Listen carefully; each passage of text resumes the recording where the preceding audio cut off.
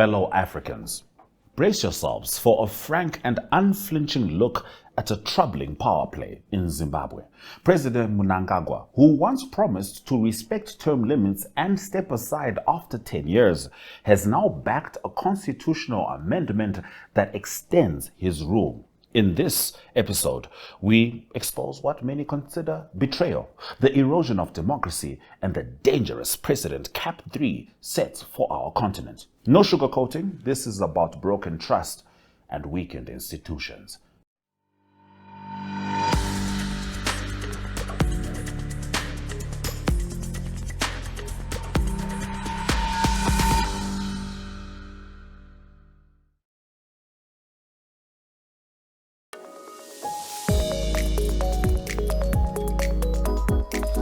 But you will be, once you're inaugurated, you will be the first president that's bound by 2 5-year terms. Yes. Are you willing to give a guarantee to the people of Zimbabwe that you will stick to that? Perfectly. And I always say it, that I will obey the Constitution to the letter, the spirit of the Constitution to the letter. I will remain. If I'm elected for second term, I will do my second term, but I cannot go beyond that. See that right there? That's what a boyfriend tells you at the beginning of a relationship before he ends up cheating later. In the unfolding story of African leadership that demands our honest attention, Zimbabwe has delivered a deeply disappointing chapter that should alarm anyone who cares about democracy and constitutional integrity. President Emmerson Mnangagwa once built credibility by presenting himself as a committed constitutionalist who understood the dangers of overstaying. In his 2018 CNN interview with Christian Amanpour, he stated clearly and solemnly, like in that other video, "Even if the people would love me to stay, I will still go away." 10 years is not a short period.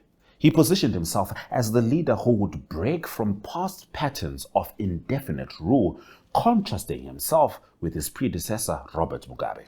At inaugurations and public appearances, he repeatedly pledged to respect the 2 5-year term limits enshrined in the 2013 Constitution and to give new generations a fair chance. That promise resonated strongly across the continent because Africans have fought too hard and sacrificed too much to see hard-won democratic guardrails dismantled for the convenience of those in power. The 2013 Constitution was a vital safeguard, crafted after painful national experiences precisely to prevent any one individual from becoming permanent. Yet, starting around 2024, the narrative shifted in a troubling way. At ZANU-PF rallies, chants of 2030 Mnangagwa wanenge wachitonga began to dominate, reframing what looks like a personal desire to extend rule as some collective national necessity for completing Vision 2030 projects in infrastructure, agriculture, and mining. The party formalized this push through resolutions at conferences in Bulawayo in 2024 and Mutare in 2025, turning it into resolution number 1 and directing the government to push through legal changes. They justified it with claims of reducing election-related toxicity and ensuring policy continuity. But many see this as a convenient excuse to override earlier solemn commitments. Party structures, including women's and youth leagues, were mobilized to hold meetings and rallies that critics described as stage managed, with reports of bussed supporters and carefully controlled messaging. While some voiced genuine support for stability, the process raised serious questions about authenticity and pressure. Church leaders and civil society reminded the public of the broken promises, highlighting the emotional betrayal felt by those who had taken the president at his word. This reversal is not just a political maneuver. It feels like a fundamental breach of trust that undermines the liberation values the party once championed. It is disheartening to watch a leader who distanced himself from long rule now lead the charge to rewrite the rules in his favor. In a continent still battling external pressures and internal governance challenges, Allowing such changes sets a dangerous precedent that weakens the very institutions we need to protect our hard-earned democratic progress. The clever reframing from personal restraint to patriotic duty does not hide the core issue. The Constitution is being bent to suit those currently holding power, and that should concern every African who believes in accountability.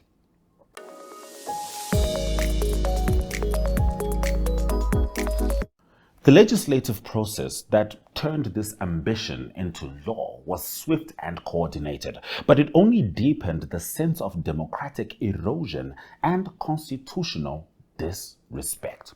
Cabinet approved the draft in February this year. Justice Minister Ziyambi gazetted the Constitution Amendment Bill number 3 on 16 February, triggering the 90-day public consultation.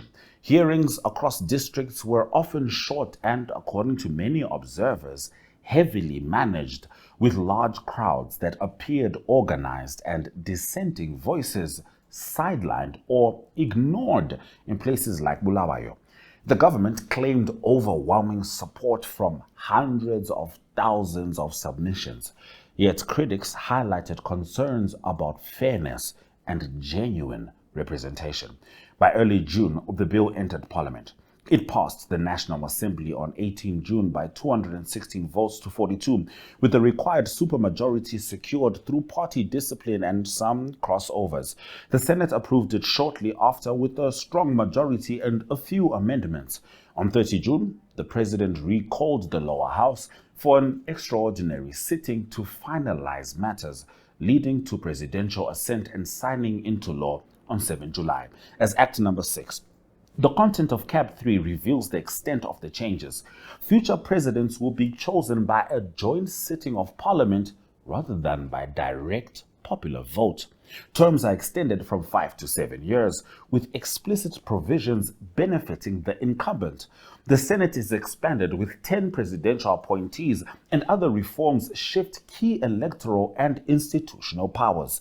Supporters frame this as practical modernization for stability and development.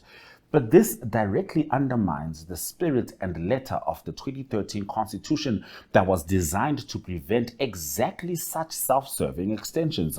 The controversy over whether a national referendum was required under Section 328 for changes affecting term limits and election methods highlights how rules were interpreted in a way that conveniently allowed the outcome.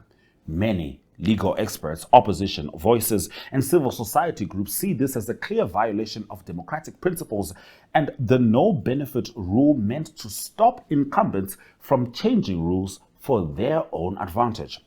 The speed of the process, while impressive in execution, feels like it's prioritized political will over broad national consensus and proper safeguards.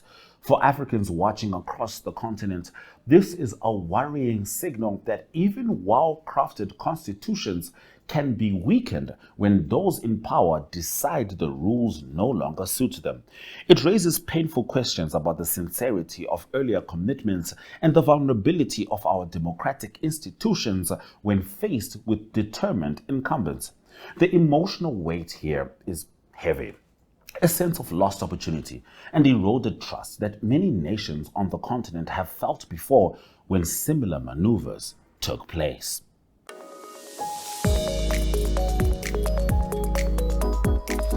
At the heart of this CAB 3 saga lies a profound disappointment and an urgent warning for the entire African continent about the fragility of constitutional democracy when leaders choose convenience over principle. The 2013 Constitution was meant to be a lasting shield against the very kind of term extension and power consolidation we are now witnessing. Yet, it has been adjusted in ways that directly benefits the incumbent and reduce the public's direct role in choosing leadership, shifting from popular election of the president to parliamentary selection, extending terms retroactively, and expanding appointed positions all contribute to a worrying concentration of influence that feels contrary to the liberation ideals the ruling party once embodied. This is not mere technical reform. It is considered a betrayal of the promises made to the people and a dangerous precedent that could encourage similar moves elsewhere in Africa, where the struggle for genuine term limits and accountable governance remains ongoing. The emotional impact is significant. Many Zimbabweans and sympathetic Africans feel a deep sense of disillusionment, seeing solemn public commitments discarded so effectively. Church statements, civil society protests, and legal challenges reflected this hurt and anger. Yet, the well-oiled party machinery prevailed. In a broader Pan-African context, this development is troubling because it risks normalizing the idea that constitutions are flexible documents that can be reshaped whenever those in power find it advantageous, rather than sacred frameworks meant to outlast individuals. True development and stability cannot be sustainably built on weakened democratic foundations and eroded public trust. We have seen this pattern too many times across the continent, where short-term political calculations undermine long-term institutional strength.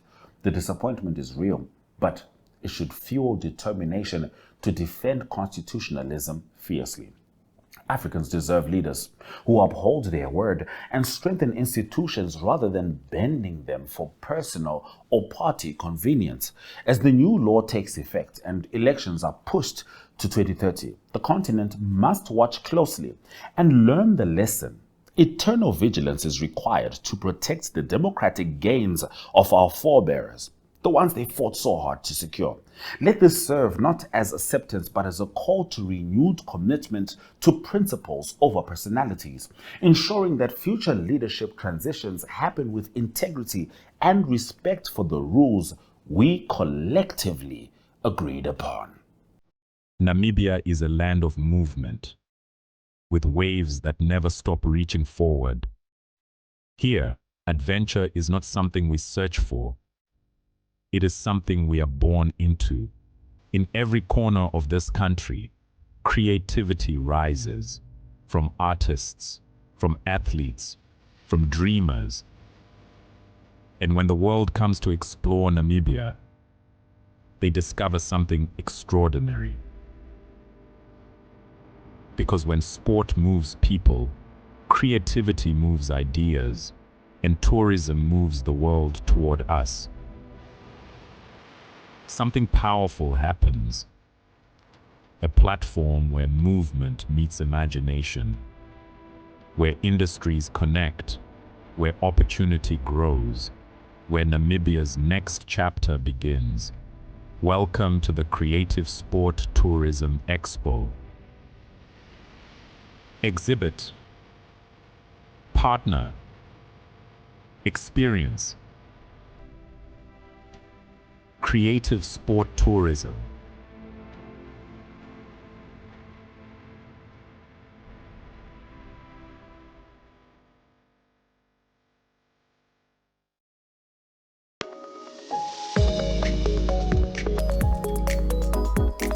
And now, here is human rights lawyer and activist Doug Coulthard talking about the next steps concerned Zimbabweans may take. President Mnangagwa has now signed Constitutional Amendment number 3 into law. In doing so, he has broken the promise that he made repeatedly to the people of Zimbabwe that he would respect the term limits imposed on him by the Constitution and that he would uphold and defend the Constitution. So, CAB 3 is no longer a bill, the amendment is now part of our law, but that does not necessarily mean it's lawful, nor is it the end of the road for the fight against CAB 3. In fact, in a sense, it's only just beginning. That's because the legal process for amending the Constitution was not followed, and therefore the amendments can and will be challenged in court. But more importantly, the amendments are a threat to our rights as the people of Zimbabwe, and so we can and must resist them through all lawful means available to us. Now, in our previous episode, I explained why CAB 3 needed to go to a referendum within 3 months of being passed by Parliament, because the incumbents were seeking to benefit from the extension to their terms. And that still stands. even though Parliament and the President have ignored that requirement, and it'll be one of the grounds on which the bill is challenged. In today's episode, we're going to be looking at another different reason why the amendments were legally required to be submitted to a referendum. And that is because the bill takes away your and my rights protected by the Declaration of Rights. One of the greatest achievements of Zimbabwe's 2013 constitution was the adoption of the Declaration of Rights in Chapter 4. These are not ordinary legal provisions. They are fundamental rights that belong to every single person simply because you're a human being. They include your right to freedom of expression, your right to equality, your right to dignity, your right to food and water, to housing, your political rights such as the right to vote, the right to free and fair elections, to regular elections, your right to a fair hearing before an independent and impartial court. These rights do not belong to Parliament. They do not belong to the President. They belong to you. And that's why the Constitution gives them special protection. Section 328 recognizes that Parliament should not be able to change these rights by itself. It says that where Parliament wants to amend a right contained in Chapter 4 of the Constitution, it must first submit it to a referendum of the people within 3 months of the bill having been passed by Parliament. Now, that's not my opinion. That's what the Constitution says. So, the real question is simple. Does CAB 3 amend rights in Chapter 4? If the answer is yes, then the Constitution requires a referendum. But what does it mean to amend the Constitution? Before we look at these rights, there's one very important legal point we need to understand. Some people have argued that CAB 3 doesn't amend the Declaration of Rights because it never actually changes the wording of any of the rights in the Declaration of Rights itself. It doesn't even mention them. So at first glance, that might sound persuasive. But this is not what the Constitution says.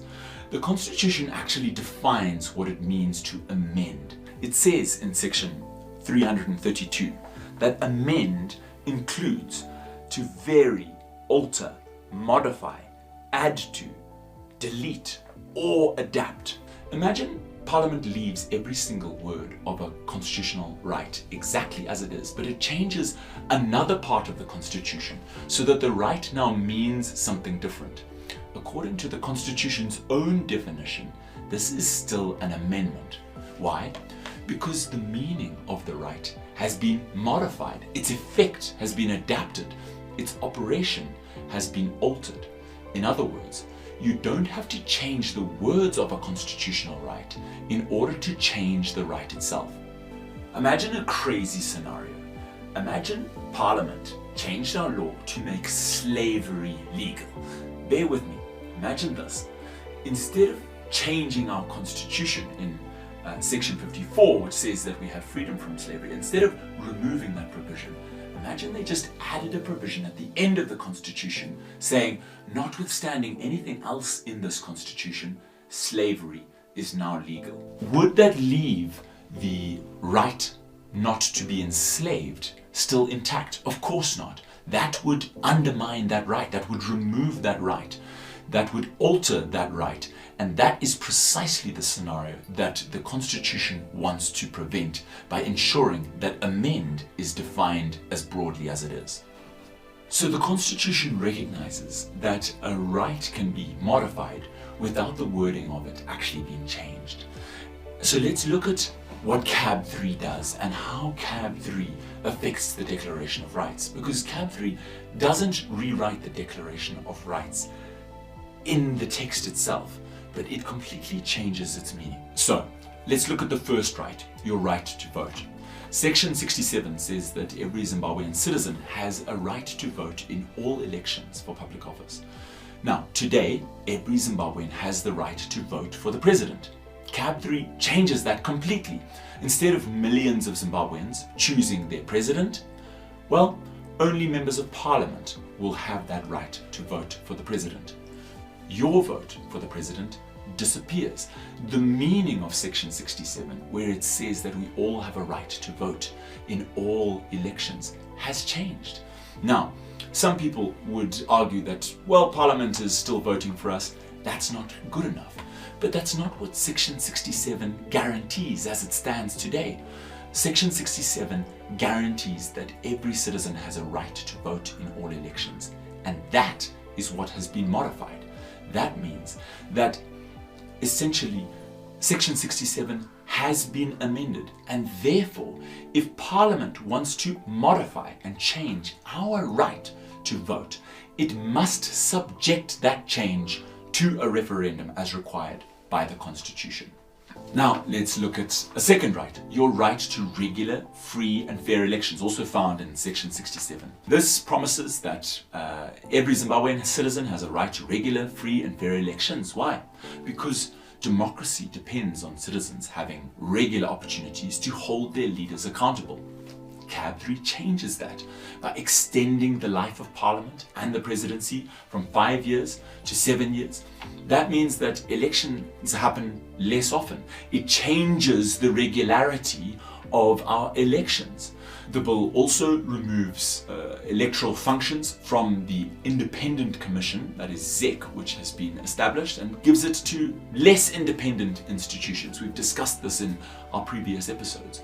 So that also changes the right to a free and fair election. Now, whether you oppose the bill or you support it, the point is that the bill has fundamentally changed the meaning of our rights in Section 67, and therefore it must be subjected to a referendum so that the people may decide.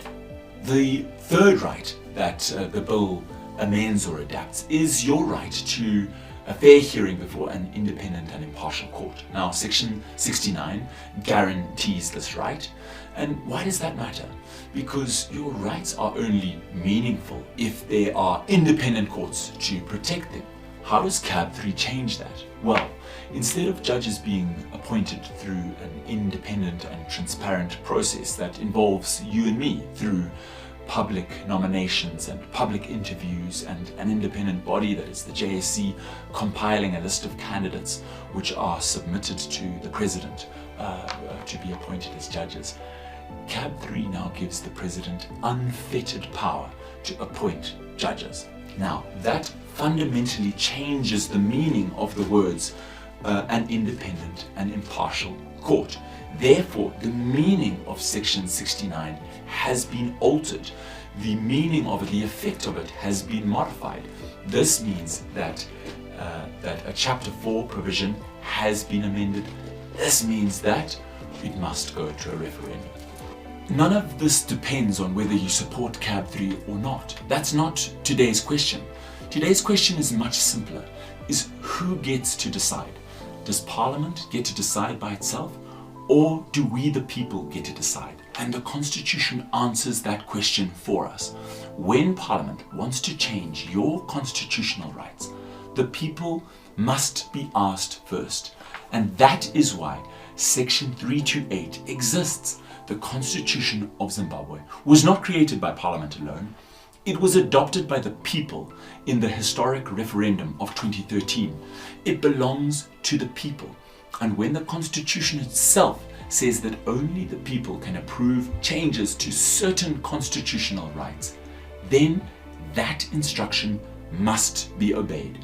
Whether you support CAB 3 or you oppose it, whether you support the government or the opposition, whether you are old, whether you are young, the Constitution belongs equally to every Zimbabwean. We need to defend it. And that is why we say the Constitution belongs to the people. Let the people decide.